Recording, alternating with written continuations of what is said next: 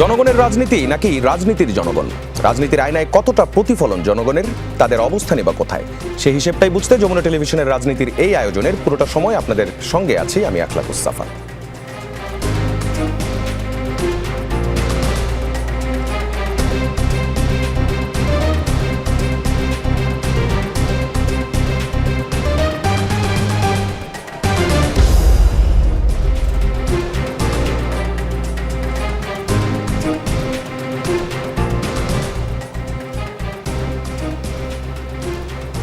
দেশের এ প্রান্ত থেকে ও প্রান্ত নির্বাচনী প্রচারণায় বিএনপি চেয়ারম্যান তারেক রহমান আর জামায়াত আমির শফিকুর রহমান লাখ লাখ মানুষের উপস্থিতিতে তারা দিচ্ছেন দেশ গড়ার একগুচ্ছ প্রতিশ্রুতি। উল্টোদিকে প্রতিদিনই প্রচারণার মাঠে সংঘর্ষ, হামলা, অগ্নিসংযোগ, এমনকি প্রাণহানির ঘটনা নতুন করে বাড়াচ্ছে উদ্বেগ, উৎকণ্ঠা, অবিশ্বাস আর সন্দেহ। শেরপুরের সংঘর্ষে জামায়াত নেতা নিহতের ঘটনায় পাল্টাপাল্টি দোষারোপ। ক্লোজ করা হয়েছে ওই এলাকার ইউনো এবং ওসিকে। ভোটের নিরাপত্তা নিয়ে শঙ্কা জানিয়ে জামায়াত আমির ডাক্তার শফিকুর রহমান বলেছেন, চারদিকে মন্দ আলামত ফুটে উঠেছে, এখনও জনগণকে আস্থায় নিতে পারেনি নির্বাচন কমিশন। আর তারেক রহমানের সতর্কতা, নির্বাচনে যেন কেউই বানচাল করতে না পারে সে বিষয়ে সজাগ থাকতে হবে। অনাকাঙ্ক্ষিত ঘটনায় নিরপেক্ষ তদন্ত করে দায়ীদের বিরুদ্ধে ব্যবস্থা নেয়ার আহ্বান জানিয়েছেন তিনি। এদিকে স্বরাষ্ট্র উপদেষ্টা বলেছেন, শেরপুরের ঘটনায় জড়িতদের সর্বোচ্চ গুরুত্ব দিয়ে গ্রেফতারের চেষ্টা চলছে।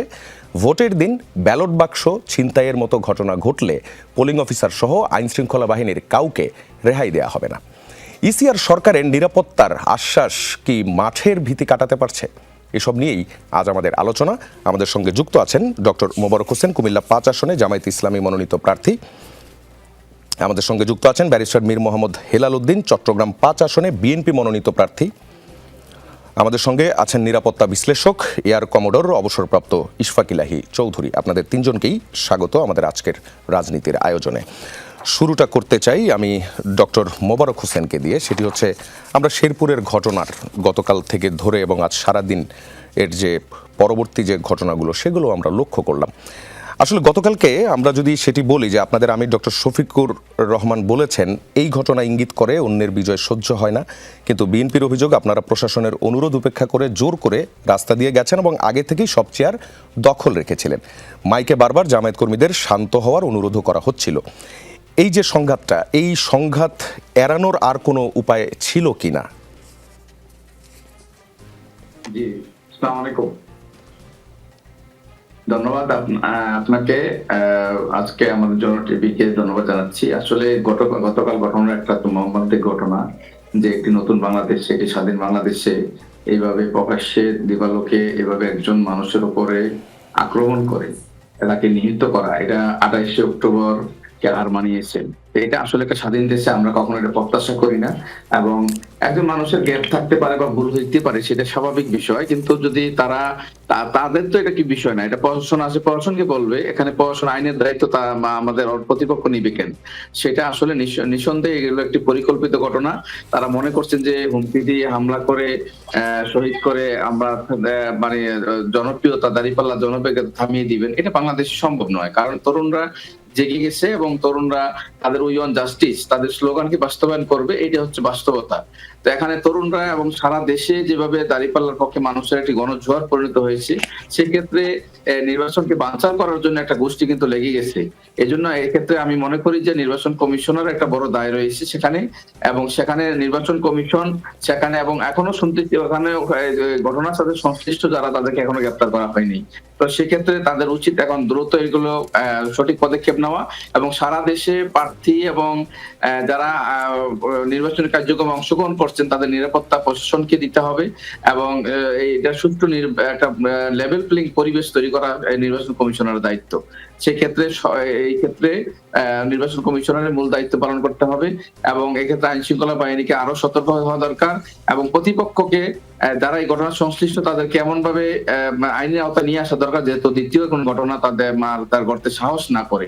এটা কিন্তু এখান না, সারা দেশেই তারা এখন হুমকি দমকি বিভিন্ন পর্যায়ে জনমতকে মানে অন্যদিকে ডাইভার্ট করার জন্য তারা এরকম বিচ্ছিন্ন কিছু ঘটনা করার চেষ্টা করে যাচ্ছে, এটি নিঃসন্দেহে আমাদের জন্য দুঃখজনক। আচ্ছা, একটা বিষয় যেটি হচ্ছে যে বিএনপির দিক থেকে যে অভিযোগটা করা হয়েছে, আমরা যেটি শুনছিলাম সেখানে বলা হচ্ছে যে আপনারা নির্দিষ্ট সময়ের আগেই জামায়াতের নেতাকর্মীরা সেখানে যে চেয়ার নিয়ে বসে গিয়েছিল, চেয়ার দখল করেছিল, এবং এই ঘটনাটিকে কেন্দ্র করেই কিন্তু পরবর্তী যে ঘটনাটা সংঘর্ষ, সংঘাত, হাতাহাতি থেকে যে এমন একটা পর্যায়ে গিয়েছে। এবং আরও একটি বিষয় বলা হচ্ছে, সেটা হচ্ছে সেখানে বিএনপি নেতাকর্মীরা যারা ছিলেন তারা জামায়াতের নেতাকর্মীদেরকে তারা ঠান্ডা করার চেষ্টা করেছেন, তাদের হাতে পায়ে ধরে বলেছেন যে আপনারা প্লিজ এখান থেকে করবে অথবা কোনো ধরনের সংঘাতে জড়াবেন না, এই ধরনের কথাগুলো বিএনপির দিক থেকে দাবি করা হচ্ছে। আসলে ওই সময় কি হয়েছিল, ঘটনাটা কি ছিল? আমি যতটুকু শুনেছি যেখানে আসলে রিয়েল ঘটনাটা মানে তারা যে এটা দাবি করছেন এরকম না। একটা ঘটনা হইতে পারে যে আগে বসা বা এরকম নিয়ে একটা ঘটনা ঘটতে পারে, কিন্তু তার মানে একজন মানুষকে মেরে ফেলবে এরকম তো ঘটনা ঘটে নাই সেখানে। সেখানে হ্যাঁ একটা পর্যায়ে বোঝানো দরকার ছিল, দায়িত্ব ছিল, যদি তারা মনে করে যেখানে তো আমাদের জামাত দায়িত্ব ছিল, তো জামাতে সুশৃঙ্খল, জামাতে একজন দায়িত্বশীল যদি বলে দেয় যে আমরা এখান থেকে চলে যাবো, ওকে, এটা তো কোনো মানে 1 সেকেন্ডের ব্যাপার। আমরা তো যেখানে যে নির্দেশনা দেওয়া হয় আমাদের সংগঠনের যে সুশৃঙ্খল সেটা সবসময় সারা দেশেই সেটা প্রতীয়মান হয়। আমির জামাতের এক নির্দেশনা পুরো বাংলাদেশ স্তব্ধ হয়ে যায়। আর সেখানে এরকম একটা ঘটনা যে আমাদের পক্ষ থেকে এটা করবে, এটা তো মানে একটা দেশের কোনো মানুষ এটা বিশ্বাস করবে না। আর তারা যদি এরকম তাহলে গন্ডগোলের দরকার কি, তারা যদি ব্যাক করতো, প্রশাসনকে সহযোগিতা নিত, তাহলে আমাদের প্রশাসন তখন বলতে পারতো যে না আমরা তাদেরকে চেষ্টা করছি, সেটা প্রশাসনের সংঘাত হলে এটা বলতে পারে যে না আমরা চেষ্টা করছি। আচ্ছা, ওই ঘটনাটা যখন চলছিল এবং লম্বা সময় ধরে চলেছে, ওই পুরো সময়ের মধ্যে প্রশাসনের ভূমিকা কি ছিল? জি জি জি আমাকে শুনতে পাচ্ছেন? যে আমি শুনতে পাচ্ছি যে ওই সময় প্রশাসনের ভূমিকাটা কি ছিল, সেই ভূমিকাটাকে আপনারা কিভাবে দেখেছেন? প্রশাসনের ভূমিকাটা আমি যে বিষয়টা মানে ওখানে তো আমি ছিলাম না, তো যতটুকু শুনছি যে প্রশাসন হয়তো এত বিষয় সিরিয়াস নেয় নাই, কিন্তু প্রশাসন সেখানে আরো শক্ত ভূমিকা রাখা দরকার ছিল। কারণ দেখা যাচ্ছে যেহেতু তারা প্রত্যেকটা পদে পদক্ষেপে তারা জামাতের কর্মীদের, নেতা কর্মীদের হুমকি কিন্তু আগে থেকে তারা দিচ্ছিল। তো সেই জায়গা থেকে প্রশাসন কিন্তু আরেকটু শক্ত হওয়া দরকার ছিল, কারণ একটি বিচ্ছিন্ন ঘটনা তারা যদি ঘটনা করে ফেলে তখন তো এটা প্রশাসনকে দায়ভার নিতে হবে। তো সেক্ষেত্রে প্রশাসনের তো দায়িত্ব ছিল যে ঘটনার সাথে সাথে সেখানে পদক্ষেপ নেওয়া, তাদের যারা জড়িত তাদেরকে গ্রেপ্তার করে আইনের আওতায় নিয়ে আসা দরকার। তো এখানে প্রশাসনের তো স্পষ্ট অবহেলা দেখা যাচ্ছে এই ঘটনায়। জি, আপনাকে ধন্যবাদ। আমি এবার ফিরতে চাই ব্যারিস্টার মীর মোহাম্মদ হেলাল উদ্দিনের কাছে। সেটি হচ্ছে আমরা যে বিষয়টা নিয়ে কথা বলছি সেটিও আপনি বুঝতে পেরেছেন। শেরপুরের যে গতকালের যে ঘটনাটি দেখা গেল, তারেক রহমান স্পষ্ট বলেছেন বিএনপি শান্তিতে বিশ্বাস করে, কিন্তু শেরপুরের ঘটনায় যেটি দেখা গেল ইশতেহার পাঠের অনুষ্ঠানে চেয়ার দখল নিয়ে আপনাদের কর্মীদের সঙ্গে একটা দ্বন্দ্বে জড়ালো এবং সেই দ্বন্দ্ব থেকে সংঘর্ষ, সংঘাত, একজনের প্রাণও গেল এবং আপনাদেরও বেশ কয়েকজন আহত আছে এবং গুরুতর আহত আছেন আরও দুজন। আপনাদের মুখপাত্র মাহাদি আমিন প্রশ্ন তুলেছেন জামায়াত কেন সব চেয়ার দখল করলো। এখন প্রশ্নটা হচ্ছে যে এটা একটা সমাধানযোগ্য একটা ইনসিডেন্ট ছিল, কিন্তু এই ইনসিডেন্টটা এত দূর পর্যন্ত গড়ালো কেন? এর দায় কি বিএনপি এড়াতে পারে কিনা? ধন্যবাদ আপনাকে। দায় তো আর এক পক্ষের না। আপনার প্রশ্নটা আসলে এরকম না হয়ে যদি বিএনপি দায়, বিএনপি বা জামাত এড়াতে না হলে প্রশ্নটা সুন্দর হতো বলে আমার মনে হয়। কিন্তু কথা হলো এই যে আপনি বললেন যে দখল করে বসে থাকবে, উনি শুরুতেই বললেন যে তরুণরা এখন আন্দোলন করেছে, সংগ্রাম করেছে, দেশ স্বাধীন করেছে, এর মধ্যে তো আমরাও আছি। ওনারা তো আর একলা না, বা তরুণরা একলাও করে নাই, তরুণ প্রজন্মের মধ্যে আমরা আছি। তো তরুণরা কি এরকম কারণ স্বাধীন করেছিল যে কোনো ইশতেহার পাঠের অনুষ্ঠানে গেলে কোনো একটি রাজনৈতিক সংগঠন সবচেয়ে দখল করে বসে থাকবে? এই দখলদারিত্বের অ্যাটিচিউড থেকে বেরোতে হবে, এগুলো থেকে বেরোয় গণতান্ত্রিক প্রক্রিয়া আসতে হবে। আর জামাত, উনি বললেন খুব সুশৃঙ্খল দল, জামাতের কিছু কিছু সুশৃঙ্খলতার ঘটনা খুব প্রকাশ্যে আসছে আসলে। হ্যাঁ, যেমন ওনাদের এক জোটের থেকে একজনকে মনোনয়ন দেওয়া হলো, কিন্তু প্রার্থী দাঁড়িপাল্লা নিয়ে নির্বাচন করছে। তাহলে ওনার যে ক্লেমটা করলেন যে জামাত অত্যন্ত সুশৃঙ্খল দল, এই কথাটা পুরোপুরি সঠিক বলে আমার মনে হয় না। এক সময় হয়তো ছিল, কিন্তু এখন তো বিভিন্ন পর্যায়ে বিভিন্ন জায়গায় অনেক রকমের পরিবর্তন ওনারা এনেছেন 5ই আগস্টের পরবর্তী তো আমার যেটা মনে হয় আসলে সবারই আরো ধৈর্য ধারণ করা দরকার, এই জিনিসগুলো আলাপ আলোচনার মাধ্যমে ইয়ে করা দরকার। কিন্তু ইনস্টিগেট করাটা কিন্তু আসলে উচিত না। যে ধরেন যেখানে স্পষ্ট নির্বাচন কমিশনের একটা উদ্যোগ ছিল এবং সুন্দর উদ্যোগ যে সকল প্রার্থীরা একসাথে গিয়ে ইশতেহার পাঠ করবে, সেখানে গিয়ে এই যে সবগুলো চেয়ার দখল করে বসে যেতে হবে বা জোর করে ক্ষমতায় চলে যেতে হবে, এটা অত সহজ না। এটা শেখ হাসিনা চেষ্টা করেছিল, কিছুটা সফল হওয়ার পরে দেশ ছেড়ে পালাতে বাধ্য হয়েছে। তো জিনিসটা আমাদের সকলেরই মাথায় আনতে হবে যে রাজনীতিটা সামগ্রিকভাবে রাজনৈতিক মনস্তত্ত্বে একটা পরিবর্তন আনতে হবে। যে আপনার বেলায় পরিবর্তন আনতে হবে, আমার বেলায় আনতে হবে না তা না, এটা সামগ্রিকভাবে সবারই আনতে হবে। তবে যে ঘটনাটা ঘটেছে অত্যন্ত দুঃখজনক, যে শেরপুরের ঘটনাটা, এবং এটা আসলে প্রভাবে সরকারের উচিত এবং নির্বাচন কমিশনের উচিত যে আসলে ঘটনাটা কি কি হয়েছে, যারাই দোষী আছে তাদের আইনের আওতায় অতি দ্রুত আনা উচিত এবং একটা এক্সাম্পল সেট করা উচিত যে এই ধরনের ঘটনার পুনরাবৃত্তি যেন আর কোনো জায়গায় না হয়। আচ্ছা, একটা বিষয় যে এই ঘটনার পর ওইখানকার জেলা কমিটি স্থগিত করা হয়েছে। এখন এই নির্বাচনের এই সময়টাতে জেলা কমিটি স্থগিত হয়ে যাওয়া, এই বিষয়গুলো ওই আসনে বিএনপির জন্য ভোটের মাঠে কি একটু বেকায়দা তৈরি করলো কিনা? এইটা যদি না কোনো বেকায়দা না, অন্যায় যদি মনে হয় প্রতীয়মান হয়, কারণ এখনো তো আমরা ইনভেস্টিগেশন করি নাই, স্থগিত করেছে, বাতিল করেন। এখন একটা ঘটনা হলো, যদি নির্বিকার বসে থাকেন তাহলে তো এটাও দায়িত্বশীল আচরণ হলো না। আমরাও খতিয়ে দেখবো যে এখানে আসল ঘটনাটা কি হয়েছে, ঘটনাটা অ্যাভয়েড করা যেত কিনা, এরপরে দল সিদ্ধান্ত নিবে। তা আমি তো মনে করি এটা আরো পজিটিভ ইম্প্যাক্ট পড়ার কথা, যে মানুষ দেখলো যে বিএনপি চুপ, যেখানে দরকার মেজার নিয়েছে, যে এখনো যদিও তদন্ত পুরোটা শেষ হয়নি, প্রাথমিকভাবে যেটা দেখা দিয়েছে ওটার উপরে আপাতত একটা সিদ্ধান্ত দিয়েছে। পরবর্তী তদন্ত সাপেক্ষে তারা যদি নির্দোষ সাব্যস্ত হয়, আর যদি হয় তাহলে চূড়ান্ত ব্যবস্থায় যাবে। আমার তো মনে হয় এটা পজিটিভ ইম্প্যাক্ট পড়বে প্রত্যেকটা সিটে। যে অন্যায় আপনি you cannot stop to human is to error, মানুষ মাত্রই ভুল হতে পারে, এই ভুলটাকে তো সংশোধন করতে হবে, এই ভুলটার তো জি, ব্যবস্থা নিতে আপনার হবে। উত্তরটা পেয়েছি। এর মধ্যে স্বরাষ্ট্র উপদেষ্টা তিনি খুব কনফিডেন্স নিয়ে তিনি বলেছেন যে সর্বোচ্চ গুরুত্ব দিয়ে এটার বিচারের চেষ্টা করা হচ্ছে অথবা প্রকৃত অপরাধীকে খুঁজে বের করার চেষ্টা চলছে। এই বিষয়টা আসলে কি হচ্ছে কিনা, নাকি আমরা শুধু শুনছি সরকারের দিকের বক্তব্য, কাজ হচ্ছে কিনা?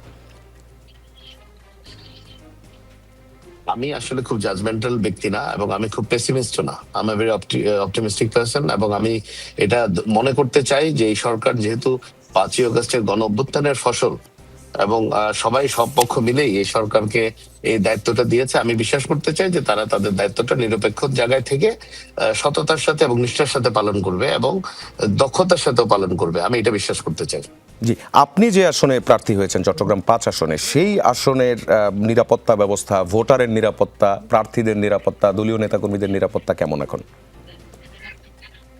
না, আলহামদুলিল্লাহ, আমার চট্টগ্রাম 5 যেটা হাটহাজারী বা জিদাংশিক, এখানে খুব উৎসব মুখর পরিবেশে সবকিছু হচ্ছে। আমাদের টোটাল মনে হয় 6 জন প্রার্থী। আমরা সবাই নিজ নিজ প্রচারণা করছি, অনেক সময় একজন একজনের সাথে পথ ক্রস করছি, মানে উই কাম অ্যাক্রস ইচ আদার।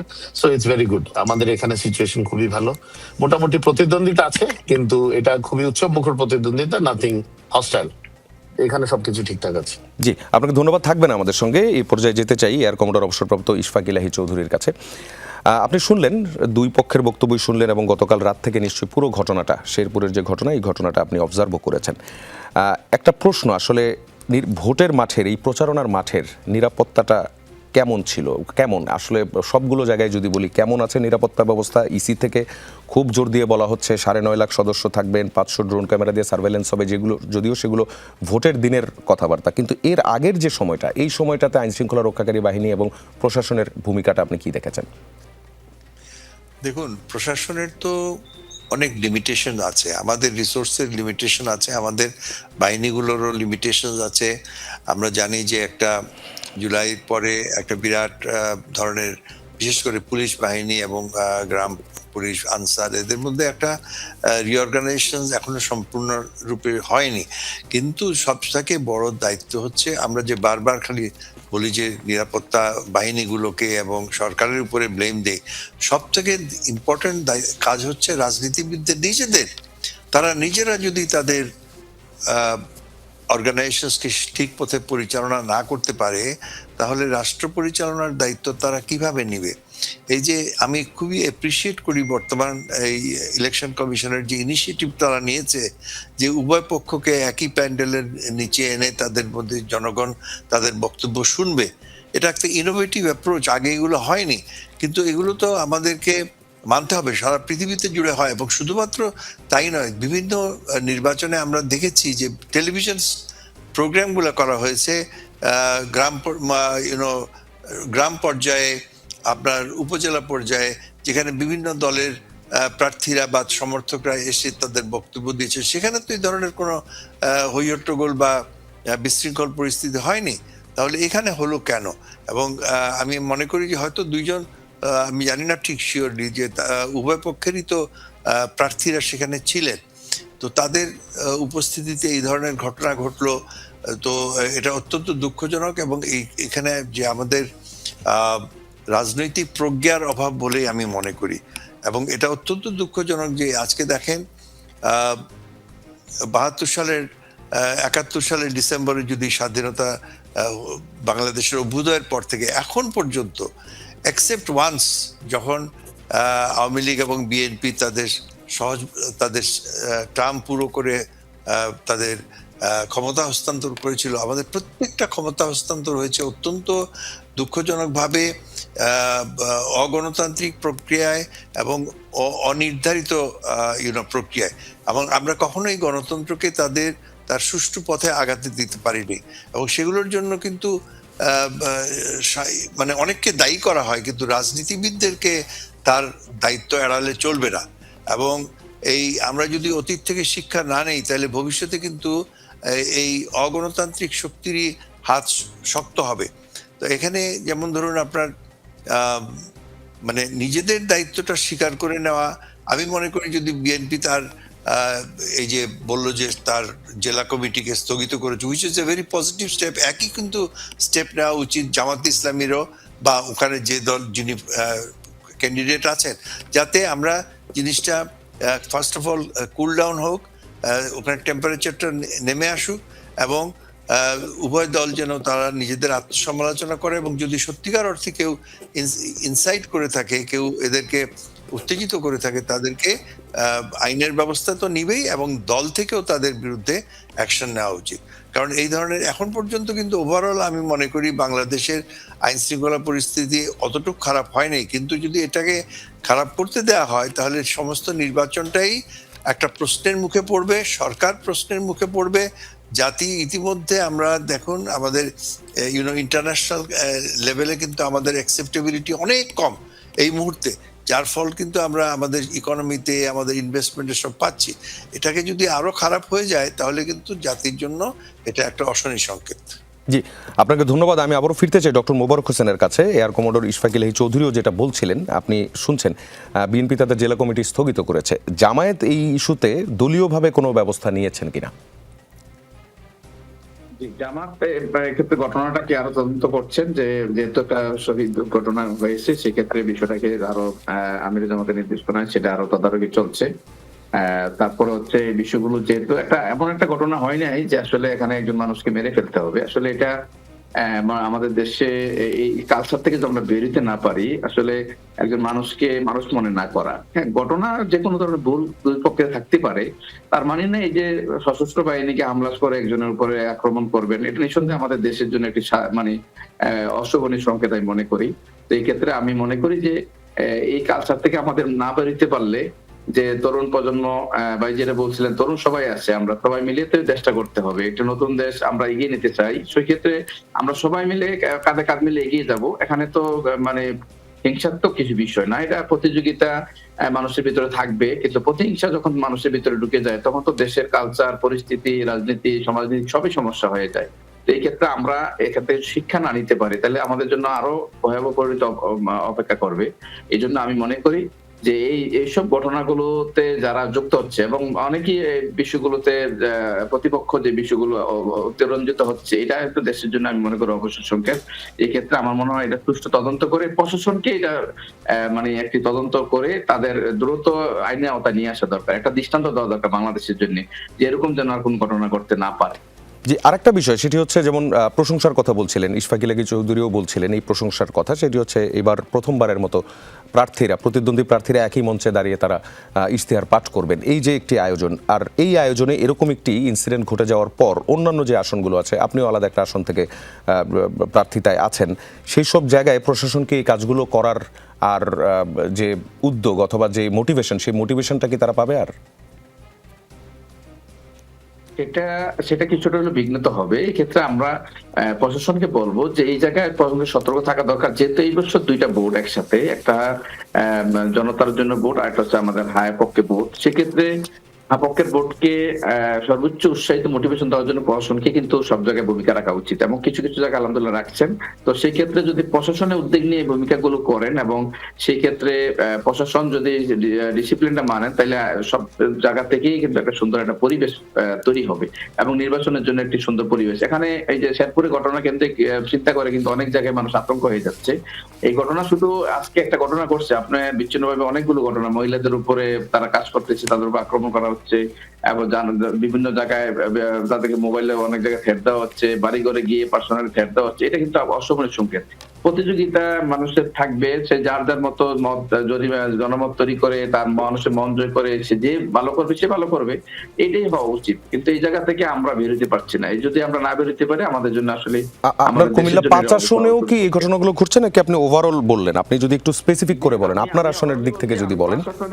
কুমিল্লা ৫, আমি কুমিল্লা ৫ পরিসং বামনপাড়ায়।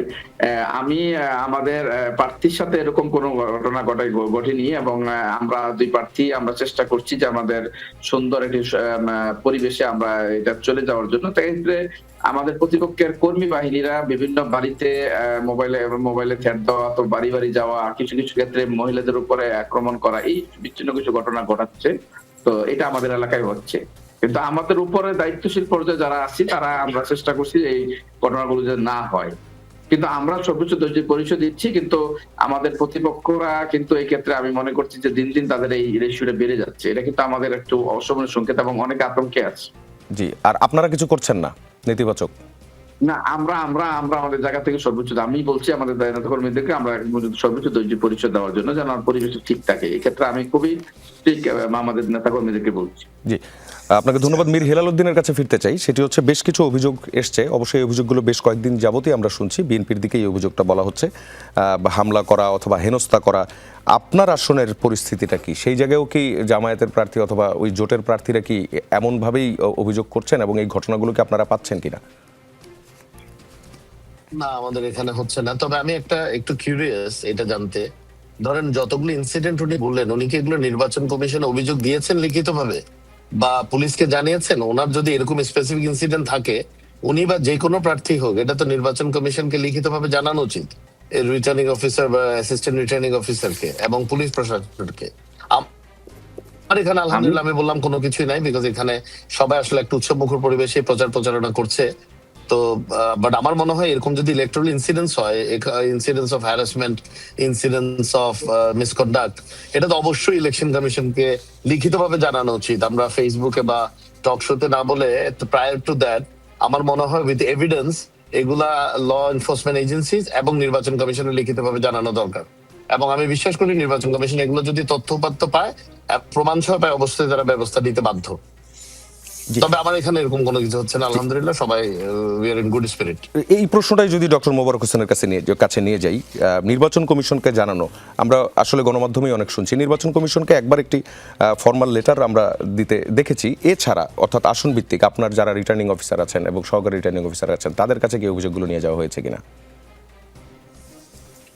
এগুলো আমরা একেবারেই যে ফরমালি দিয়েছি এরকম না।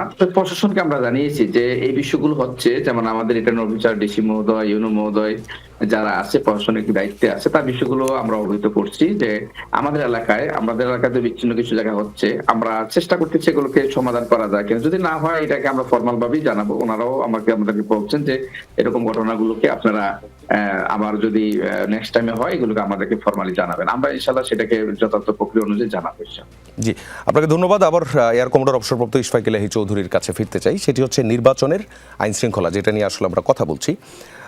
আগের নির্বাচনগুলো যেগুলো হয়েছে এবং এখন যে নির্বাচনটা, যদিও প্রত্যেকটা নির্বাচনের আলাদা বৈশিষ্ট্য, সেই জায়গা থেকে যদি বলি, নিরাপত্তার যে ব্যবস্থা, সেই ব্যবস্থাতে যেই পরিকল্পনাটা করা হয়েছে, আপনার কাছে কি মনে হচ্ছে এটি কি পর্যাপ্ত কিনা? তার আগে আমি একটু আমার নিজের কিছু চিন্তা তুলে ধরতে চাই। একটা হচ্ছে, যেমন ধরুন একটা আফ্রিকার একটা দেশে বাংলাদেশ সেনাবাহিনী সেখানে প্রথমে শান্তিরক্ষী বাহিনী হিসেবে গেছে এবং সেখানে নির্বাচনের একটা ব্যবস্থা জাতিসংঘের অধীনে হচ্ছিল, এবং সেখানে দেখা গেল যে সেনাবাহিনীর কোনো রোল তারা রাখে নাই। তো আমাদের সেনাবাহিনীর যিনি কমান্ডার ছিলেন যে আমাদের কি রোল হবে, বললেন না এখানে তো নির্বাচন হবে, এটাতে আপনাদের কি রোল, আপনাদের এখানে কোনো রোল নাই, লোক আসবে নির্বাচন, তারা ইলেকশন দিয়ে চল। অর্থাৎ সেই আফ্রিকান দেশটা যাদেরকে আমরা মনে করি অ্যাপারেন্টলি মনে করি যে তারা এখনো সভ্যতার অনেক পিছনে, তারা কিন্তু একটা নির্বাচন তারা করছে যেখানে সেনাবাহিনীর কোনো প্রয়োজন নাই, আর অ্যাকচুয়ালি প্রয়োজন ছিল না। আমি মানে বয়সের তুলনায় হয়তো আপনাদের থেকে একটু বেশি, আমি কিন্তু অনেক নির্বাচন পাকিস্তানি আমলেও দেখেছি, গ্রাম পুলিশ বড়জোর থানা পুলিশ ছাড়া ওখানে কোনো কিছু প্রয়োজন হয় নাই। এখন আমরা বলি 4 স্তরের নিরাপত্তা, 5 স্তরের নিরাপত্তা, সমস্ত রাষ্ট্রের সমস্ত যন্ত্র, বিমান বাহিনী, নৌবাহিনী, কোস্ট গার্ড, বিজিবি, আমাদের হাতে আর রিজার্ভ কিছু নাই, সব দিয়ে দিলাম। তারপরেও নির্বাচনের পরে দেখা গেল যে একটা অস্থিতিশীল পরিস্থিতি। এটার জন্য আমাদের সব থেকে ইম্পর্টেন্ট জিনিস হচ্ছে সবার আত্মসমালোচনা। ওই কে কি স্ট্র্যাটেজি করেছে, কিভাবে ডিপ্লয়মেন্ট হবে, সেনাপ্রধান নিজে যাচ্ছেন, বিভিন্ন ক্যান্টনমেন্টে যাচ্ছেন, সৈন্যদের সাথে কথা বলছেন, পুলিশ বাহিনী, এগুলো করেও লাভ হবে না যদি আমাদের নিজেদের এটাকে সুন্দরভাবে করার কোনো ইচ্ছা না থাকে। এবং সেই জন্য রাজনীতি তথা সমাজের যারা নেতৃস্থানীয় ব্যক্তি তাদের অংশগ্রহণ সব থেকে ইম্পর্টেন্ট। ইউসি এইবার এই সুযোগ যদি আমরা আবার হারাই, ইউসি আজকে মানে যদিও বর্তমানে তাদের সাথে আমাদের সম্পর্ক খুব খারাপ যাচ্ছে, কিন্তু গত পরশুদিন সেখানে বা তার আগের দিন বোধহয় হয়ে গেল ৭৭তম প্রজাতন্ত্র দিবস, ভারতের ৭৭তম প্রজাতন্ত্র দিবস। কোন সরকার আজ পর্যন্ত সেখানে অনির্বাচিত হয় নাই, এবং সরকার সংবিধান কখনোই হয়নি, আপনার ব্যাহত হয়নি। কিন্তু এই দেখেন আমরা একটা কোনো ইয়েতেই পৌঁছতে পারছি না, স্টার্টিং পয়েন্ট। এখন আমরা সংস্কার করব, কি সংস্কার করব, গণভোট হবে কি, গণভোটে কি হবে, কত রকমের প্রশ্ন মানুষের মনে। তো এই স্টেজে আমরা যদি যাই, এই সমাজ আগাবে কখন? তারপরে আমরা বলবো যে আমাদের বিরাট ইতিহাস আছে, আমাদের বিরাট ঐতিহ্য আছে। ঐতিহ্য তো ছিল যখন ওরা জঙ্গলে ছিল আফ্রিকায়, আমরা তখন তো এখানে আমাদের রাজনৈতিক দল 1870-এর দশকে কংগ্রেস হয়েছে, 1906 সালে মুসলিম লীগ হয়েছে, 1954-তে আপনার 50-এ আমরা আওয়ামী মুসলিম লীগ হয়েছে।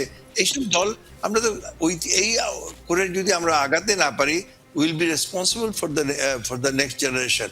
আচ্ছা, আরেকটা জিনিস যেটা আপনি আইন শৃঙ্খলার কথা বললেন, এটা খুবই দুঃখজনক। তবে আমি মনে করি যে এই 18 কোটি লোকের দেশে এখন পর্যন্ত যে অবস্থা আছে, এটা যদি আমরা নিজেদের মধ্যে আমরা সতর্ক হই, জনগণ যদি সতর্ক হয়, তো আমার মনে হয় কর্তৃপক্ষ এটাকে মোকাবেলা করতে পারবে।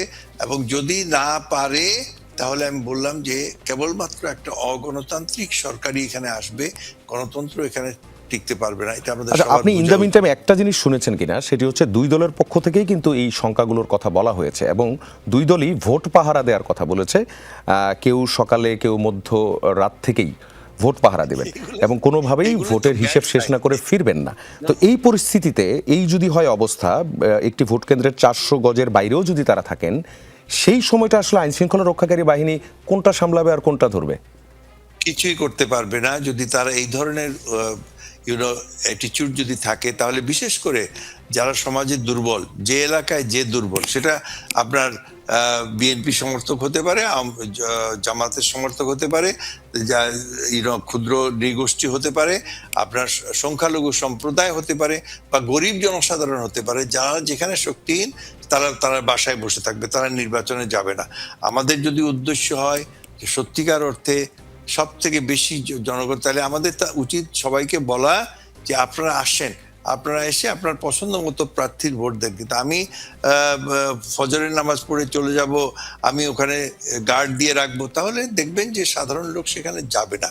সাধারণ লোক সেখানে যাবে না, তখন ওই যারা মাসলম্যান এবং যাদের ক্ষমতা আছে তারাই ওখানে পাহারা দিবে। তো সত্যিকার গণতান্ত্রিক চর্চা হবে না, নির্বাচনটা কিন্তু প্রশ্নবিদ্ধ হয়ে যাবে। আমি মনে করি যে এগুলো বলা উচিত নয়, এগুলো করা উচিত নয়। জি, ইশফাক ইলাহী চৌধুরী, আপনাকে ধন্যবাদ। আপনাদের তিনজনকেই ধন্যবাদ। আপনারা থাকবেন আমাদের সঙ্গে। দর্শক, রাজনীতিতে বিরতি বলে কিছু নেই, ফিরছি একটু পরেই, আমাদের সঙ্গেই থাকবেন।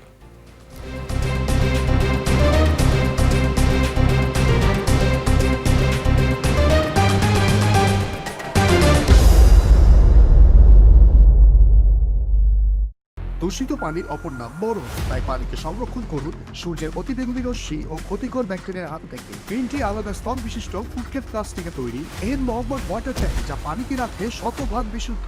এন মোহাম্মদ ওয়াটার ট্যাঙ্ক, বিশুদ্ধ পানির ব্যাগ। সম্পূর্ণ অটোমেটিক পদ্ধতিতে রডের মাইক্রোস্কোপিক স্ট্রাকচার পর্যবেক্ষণ। দর্শক, আবারও স্বাগত। ফিরে এলাম রাজনীতির আলোচনায়। এই পর্বে ব্যারিস্টার মীর মোহাম্মদ হেলাল উদ্দিনের কাছে ফিরতে চাই।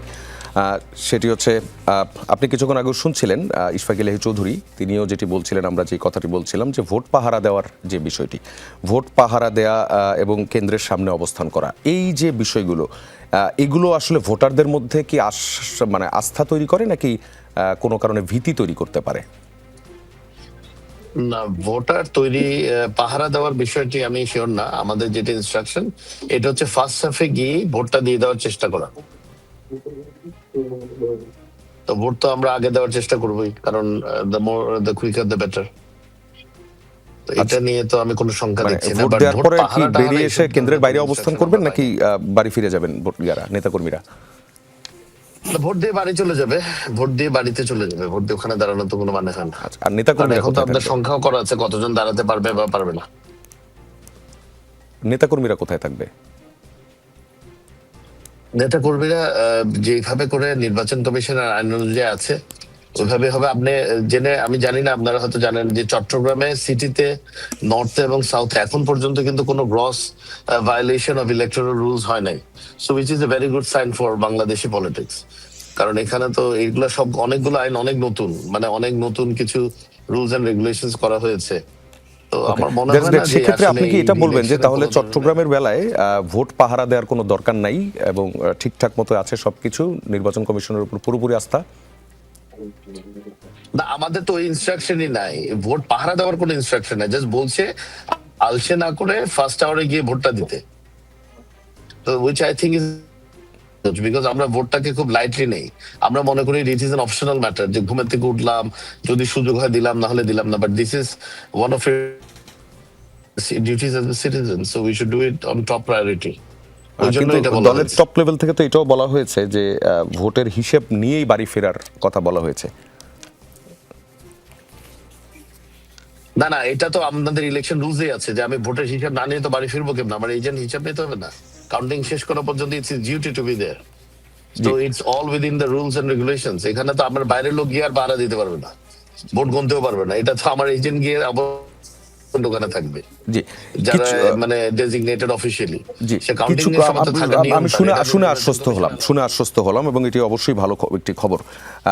কিছুক্ষণ আগে ঠাকুরগাঁয়ে দলের মহাসচিব মির্জা ফখরুল ইসলাম আলমগীর তিনি বলেছেন, দাঁড়িপাল্লায় ভোট দিলে বেহেশতে যাওয়া যাবে বলে ভোটারদের বিভ্রান্ত করা হচ্ছে। স্বাধীনতাকে যারা বিশ্বাস করে না তাদের হাতে দেশ নিরাপদ নয়। এই বিষয়গুলো ভোটের মাঠে আসলে কতটা আছে, আসলে এই বিষয়গুলো কতটা এক্সিস্ট করছে?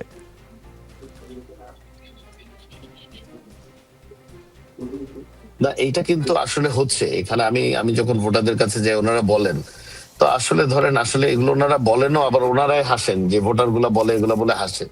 তো আমার মনে হয় না এটা আসলে খুব সিরিয়াস একটা ব্যাপার। মানুষ আসলে এত বোকা তো না। কে মানে কে ভেস্তে যাবে, কে দুজকে যাবে, এগুলা তো আর এভাবে করে বললে হয় না। তবে বলছে এটা কথা সত্য, কারণ রেগুলারলি কিছু টিম যাচ্ছে যে এইসব ধরনের কথাবার্তা বাড়িতে বাড়িতে গিয়ে বলছে, এবং একটা ছোট বুকলেটের মতো দিচ্ছে। তো এগুলো হচ্ছে, বাট এটাতে লাভের চেয়ে আমার ক্ষতি বেশি হচ্ছে মনে হয়। যে দলটা এই প্রচারণা করছে, আমার মনে হয় লাভের চেয়ে ক্ষতি বেশি হচ্ছে এটাতে। জি, আপনাকে ধন্যবাদ। ডক্টর মোবারক হোসেনের কাছে ফিরছি। সেটি হচ্ছে একই প্রশ্ন মির্জা ফখরুল ইসলাম আলমগীর কিছুক্ষণ আগে যেটি বলেছিলেন, এই বিষয়ে আপনি কি বলবেন? এবং আমাদের মীর হেলাল উদ্দিন তিনিও বললেন যে ঘটনাগুলো ঘটছে, এই কাজগুলো কেন করতে হচ্ছে? ধন্যবাদ আপনাকে।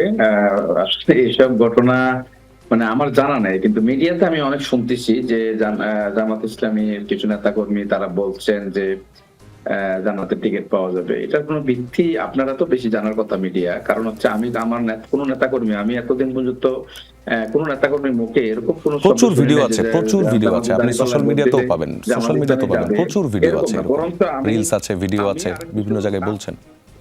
আমি আমার কথা কি শোনা যাচ্ছে?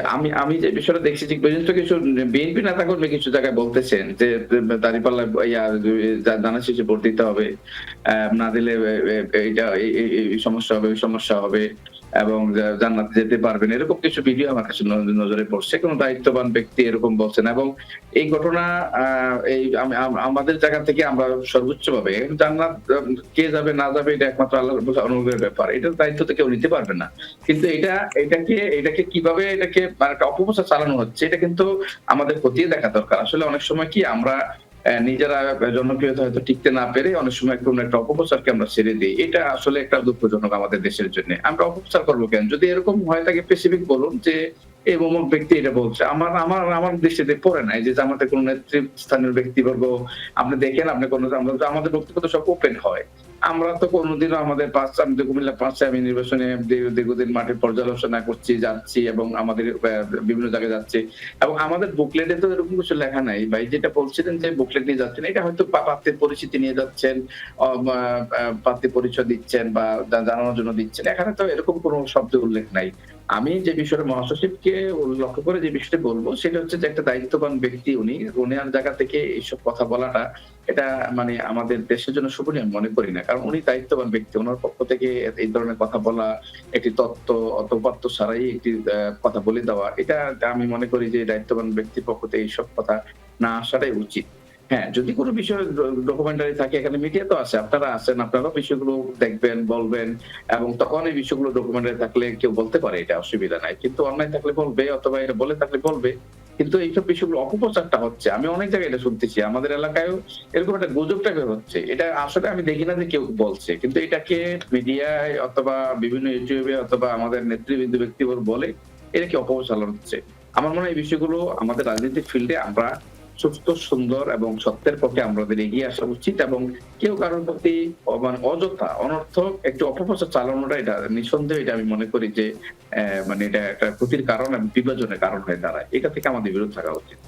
জি, ভালো বলেছেন। আমরা এয়ার কমোডর অবসরপ্রাপ্ত ইশফাক ইলাহি চৌধুরীর কাছে আবারও ফিরছি। সেটি হচ্ছে যে আমরা যা নিয়ে আলোচনা করছিলাম, আপনি শুনছিলেন মির্জা ফখরুল ইসলাম আলমগীরের একটি বক্তব্য এবং বেশ কয়েকদিন যাবতই আমরা এই নির্বাচনের ভোটের মাঠের প্রচারণায় আমরা পলিসির জায়গায়ও যেমন শুনছি, নির্বাচনের আশ্বাস প্রতিশ্রুতির জায়গাগুলো শুনছি, অনেক জায়গায় ইস্যু ধরে ধরে কোথায় কি দরকার সেগুলো নিয়েও দুই জোটের বড় নেতারা তারা প্রতিশ্রুতি দিচ্ছেন। আবার এর মাঝে মাঝেও এই বিষয়গুলো চলে আসছে। Now we are standing on 2025, বাংলাদেশের আজ জন্মের কত বছর হলো, এই সময় এসে আমাদের এখনও যদি নির্বাচনে এগুলো ফ্যাক্টর হয়, এটা কি ভালো দিক নাকি এ নিয়ে আমাদেরকে আসলে পরবর্তীতে আরো অনেক প্রশ্নের মুখে পড়তে হতে পারে? নিঃসন্দেহে এটা ভালো নয়। এই যে ধর্মের ব্যবহার, রাজনীতিতে ধর্মের ব্যবহার কখনোই ধর্ম, তারপরে আপনার জাতপাত, আপনার কাস্ট এবং এই যে রেসিস্ট নানান ধরনের যে ব্যবহার হয়, এটা কোনোদিন একটা জাতির জন্য মঙ্গল বয়ে আনতে পারে না। তো আমরা এটা সত্যি যে আমরা আমাদের আপনাদের হয়তো তখন জন্মের আগে থেকে ইসলাম খাতরামে আয়, যখনই তৎকালীন পূর্ব পাকিস্তানের অধিকার নিয়ে, আমাদের স্বাধিকার নিয়ে যখনই কখনো কোনো আন্দোলন হয়েছে, কোনো দল এগুলো নিয়ে কথা বলেছে, তো পাকিস্তানিরা বলতো ইসলাম খাতরামে আয়, মানে ইসলাম বিপদে আছে। কিন্তু ইসলাম তো বিপদে কিভাবে হবে? আমাদের 90% পিপল আর মুসলিম। কিন্তু দেখেন এটাও সত্যি যে এখন যেহেতু ইসলামকে নিয়ে রাজনীতি হচ্ছে, একদল আরেক দলকে বলছে ও ইসলাম থেকে সরে পড়েছে, ও কিন্তু ইসলামের উইদিন দ্য ইসলামিস্ট যে দলগুলো আছে তাদের মধ্যেও কিন্তু এই ধরনের নিজেদের মধ্যে একটা বিবাদ আছে যে সত্যিকার অর্থে কে ইসলামের পক্ষে আছে, কে জামাত ইসলামী নাকি ওই যে খেলাফত মজলিস নাকি আপনার ইসলামী শাসনতন্ত্র আন্দোলন, তারাও কিন্তু দেয়ার এই ধর্মকে ব্যবহার করছে। তা আমি মনে করি যে মানুষের সার্বিক কল্যাণে ধর্মের জায়গায় থাকবে, কিন্তু রাষ্ট্র পরিচালনার যে দায়িত্ব এবং আমরা যে নির্বাচনে আসছি সেখানে আমাদের এই ধরনের এবং এর কুফল যেটা হয়েছে সেটা দেখেন আপনার পাকিস্তানে আজকে তারা ইন্টারনালি সো ডিভাইডেড এবং তাদের মধ্যে তারা বহিঃশত্রু কি তাদের মানে আভ্যন্তরীণ শত্রু দিয়েই তারা অনেক বেশি ব্যস্ত তাদের সেনাবাহিনী, তাদের নিরাপত্তা বাহিনী একই। এবং ভারত দেখেন, আপনার এই হিন্দুত্ববাদী হওয়াতে ভারতের যে সার্বজনীন রাজনীতি আজকে ভীষণ সংকটের সম্মুখীন আসলে। তো আমরা কিন্তু সেই পথে হাঁটতে যদি না চাই, তাহলে আমাদের উচিত হবে একটা আধুনিক প্রগতিশীল সমাজ ব্যবস্থা যদি আমরা চাই এবং গণতান্ত্রিক পরিবেশ চাই, সেটা সব দলকে সেটা মানে রেসপেক্ট করতে হবে। এবং কেউ কাউকে যেন বলতে না পারে যে ওর ওর ওটা ওটা ওর রাজনীতি করলে আপনি ধর্ম থেকে বিচ্যুত হয়ে যাবেন, আর আমার রাজনীতি করলে আপনি ধর্মেতে থাকবেন। এইগুলোকে আমার মনে হয় না উই শুড ইউজ। কিন্তু হচ্ছে নানান ধরনের সিম্বল ব্যবহার করা হচ্ছে, নানান ধরনের হয়তো লিডারশিপ থেকে আসছে না, কিন্তু গ্রাম পর্যায়ে আপনার ডাউন টু গ্রাসরুট লেভেলে কিন্তু এগুলো ব্যবহার হচ্ছে। এবং এর ফলে কিন্তু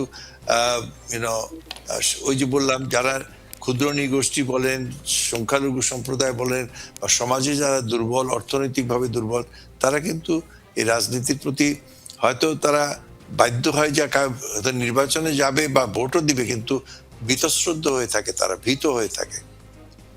এটা উচিত নয়। আরেকটা বিষয়, চট্টগ্রামে চলতি মাসের শুরু থেকে 26 জানুয়ারি পর্যন্ত একটি ডাটা, 26 দিনে 12টি খুনের ঘটনা ঘটেছে। খুনের ঘটনার মধ্যে সবচেয়ে বেশি যেটি আলোচিত হয়েছিল র্যাব কর্মকর্তাকে হত্যার যে ঘটনাটি, এই ঘটনায় করা মামলায় প্রধান আসামি কিন্তু এখনো পর্যন্ত গ্রেফতার হয়নি। আবার আজ বাংলাদেশ হিন্দু বৌদ্ধ খ্রিস্টান পরিষদ তারা একটি সংবাদ সম্মেলন করেছে, সেখান থেকে তারা বেশ কিছু ডাটা দিয়েছে এবং তারা বলেছে নির্বাচন ঘিরে সংখ্যালঘু সম্প্রদায়ের মধ্যে শঙ্কা ও উদ্বেগ বাড়ছে। তারা ভোট দিতে চান, কিন্তু তারা ভোটের পরিবেশ পাচ্ছেন না। এই পরিবেশ নিশ্চিত করার জন্য কমিশনের কোনো উদ্যোগ চোখে পড়েছে কিনা, অথবা কি করা যেতে পারে, অথবা পুরো সার্বিক পরিস্থিতি সামাল দেওয়ার জন্য কি করা যেতে পারে? হাতে আছে আর 14 দিন।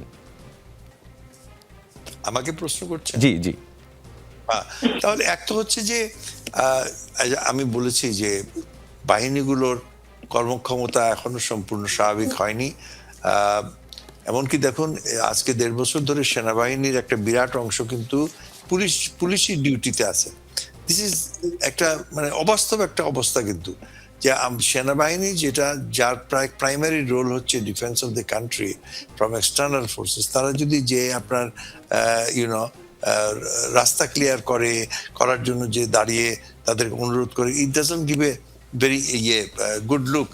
একইভাবে এই যে অস্ত্র, যে আপনার এখনো তো প্রায় কয়েক হাজার অস্ত্র এবং কোনো আধুনিক অস্ত্র, সেগুলো উদ্ধার হয়নি, এবং সেগুলো কোথায় আছে, কার কাছে আছে, সেগুলো আমরা জানি না। এবং আমাদের স্বরাষ্ট্র উপদেষ্টা ডেভিল হান্ট 1, ডেভিল হান্ট 2 করে হাজার হাজার লোকদেরকে মানে তাদের বিরুদ্ধে মামলা মোকদ্দমা হচ্ছে, জেল ভরে ফেলতেছেন, কিন্তু অস্ত্র তো উদ্ধার হচ্ছে না। অস্ত্র উদ্ধার কোথায় হলো? তো এখন যার ফলে যে আপনারা দেখেন যে অস্ত্রগুলো সবসময় যে রাজনৈতিক উদ্দেশ্যে ব্যবহার হচ্ছে না তা নয়, অনেক সময় তারা এগুলো ল এনফোর্সমেন্ট, যারা ধরেন আপনার বিভিন্ন ক্রাইম, তাদের ব্যক্তিগত হতে পারে, অর্থনৈতিক কারণ হতে পারে, লুটপাট হতে পারে, ডাকাতি হতে পারে, এগুলো তো ব্যবহার হচ্ছে। তো এগুলো তো আলটিমেটলি ইট উইল মানুষের মনে একটা সৃষ্টি করবে, শুধুমাত্র আমাদের দেশে নয়। রিমেম্বার যে আমাদের গণমাধ্যম এখন, সোশ্যাল মিডিয়া বলুন, গণমাধ্যম এত ওপেন যে সারা পৃথিবী কিন্তু ওয়াচ করছে, সারা পৃথিবী আপনার পরিস্থিতি ওয়াচ করছে। এবং সেখানে আপনি ইনভেস্টমেন্ট বলছেন, আপনি এখন দেখেন আপনার ইম্পোর্ট এক্সপোর্ট দুইটাই আপনার স্থবির।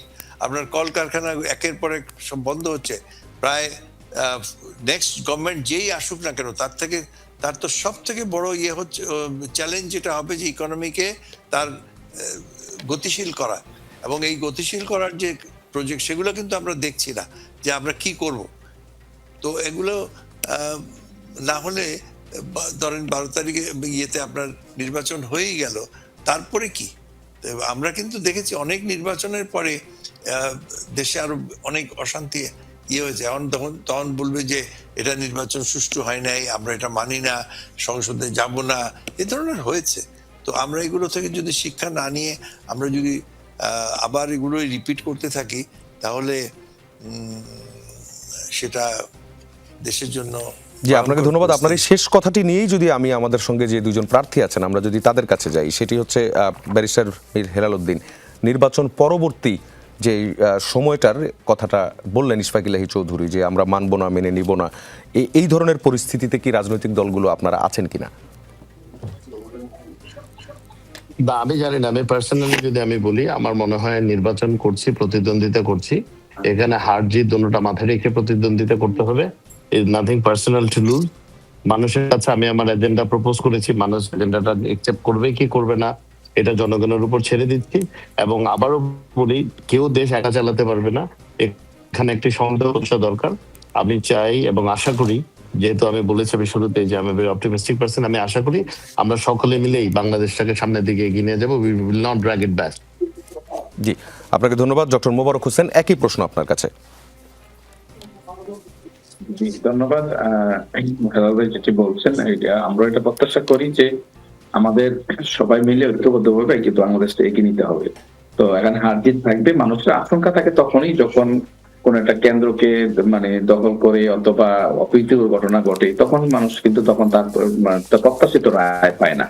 যখন রায়টা পায় যে না, সুস্থ সুন্দর সবার যার যার অধিকার সে ভোগ করতে পেরেছে, তখন মানুষের কিন্তু এই জিনিসটা থাকে কম। এই ক্ষেত্রে এটা প্রশাসনকে এটা দায়িত্বটা বেশি নিতে হবে যে এরকম একটা ইতিহাস তৈরি করার মতো একটা ইলেকশন দেওয়া দরকার, সেখানে সমস্ত বাহিনীগুলোকে কাজে লাগানো দরকার, যেন মানুষ এমন ভাবে কেউ বলতে না পারে যে ভোটটা সুষ্ঠু হয় নাই।